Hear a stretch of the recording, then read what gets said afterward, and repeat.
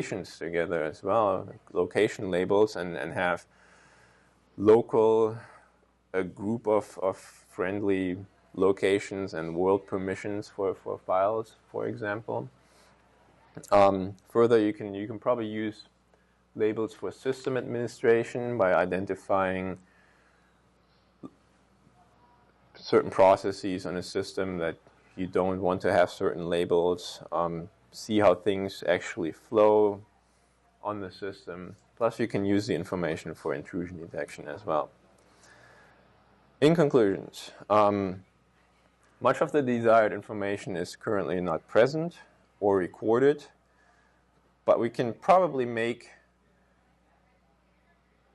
a lot of this happening depending on what your space considerations are.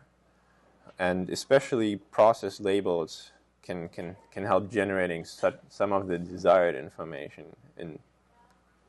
especially with the examples of user influence and location information. And I've demonstrated where else this work might be useful. So limitations, I've already mentioned a few of them. The first one, for example. The second one, it might be necessary to introduce no label flags for special files. Otherwise, the accumulation of labels for a process might be just too much if you never lose any labels. And this might be files that are written at the end of a login session and then accessed again at the start. This could be very hindering in capturing only the labels that were accumulated in a session itself. Plus, actually using processes might be a little bit too broad, especially for platforms that have many users who open up one session and then work in there for 8 hours and then do everything from one session. I would expect that a lot of labels will be accumulated. So you might actually try to find something else that fits it better, some sort of context based on maybe which user agent is executing at the time and associate the labels with those. Plus, location and peer-to-peer networking probably is not a good idea, because if you download a file from 1,000 different sources, it would have 1,000 labels associated with it. So right now I'm probably aiming more at server systems that provide services to the system, where you really don't want any user action, and anything that bypasses the server by some sort of exploit is bound with the location. And then if the system activity is there with those labels, that would be a more appropriate thing to notice than trying to track the location of a system with people running peer-to-peer software, for example. Remaining in future work, I need to finish my proof of concept implementation and do a performance analysis, and then determine actually what is a good balance between the number of labels I allow on the system versus the usability of that system. Because at some point I haven't talked about space consideration, but if you run out of label space, you have to make a decision on what you want to do.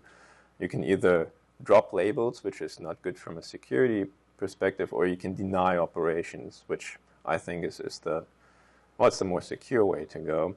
But this will break things on a system. So basically you need to determine what are the label requirements of well-behaved programs and make a decision on that, and where you set that threshold. How many labels do you allow a process, for example?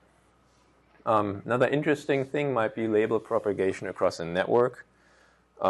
This way you could have true network traceback, meaning you have at some host where a user actually is located and sits and then does some stuff, and he logs in through a chain of hosts to launch an attack. You could use labels to actually propagate the original location information for that.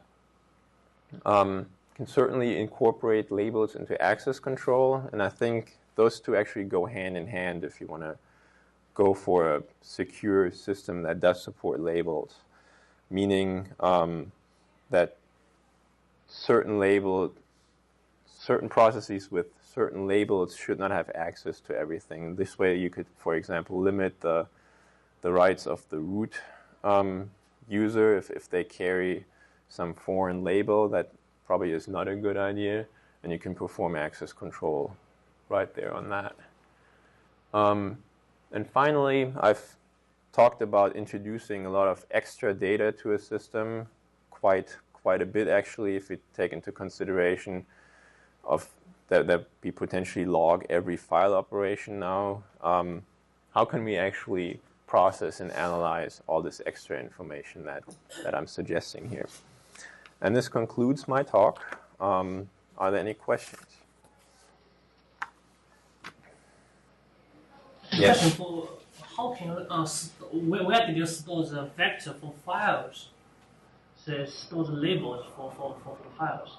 Right now, I am storing them in a special file itself, and I probably want to move to actually pushing that into the metadata of the file. I'm curious, for the regular file system, does the metadata have extra space to store the labels?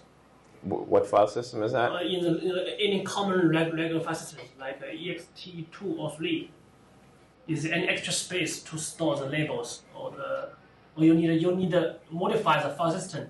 Yes, file systems will have to be modified if I want to store them with the file directly. But right now I'm storing them just in a file. It's a mapping. It's a file name vector mapping. Okay. And it's just a proof of concept implementation. If you wanted to modify the file system, you could either see if you have some leftover space in an inode somewhere, which is very unlikely. You'd probably have to dedicate an extra block and do it that way. But suppose you just have for a label with only fixed space, maybe suppose only 32-bit. Yes. Maybe this is reasonable. Well, 32-bit might not buy you a whole lot, but yes, yeah. So, but yeah, you'd have to see where you can find space. Okay. Any other questions? Well, then I thank you very much.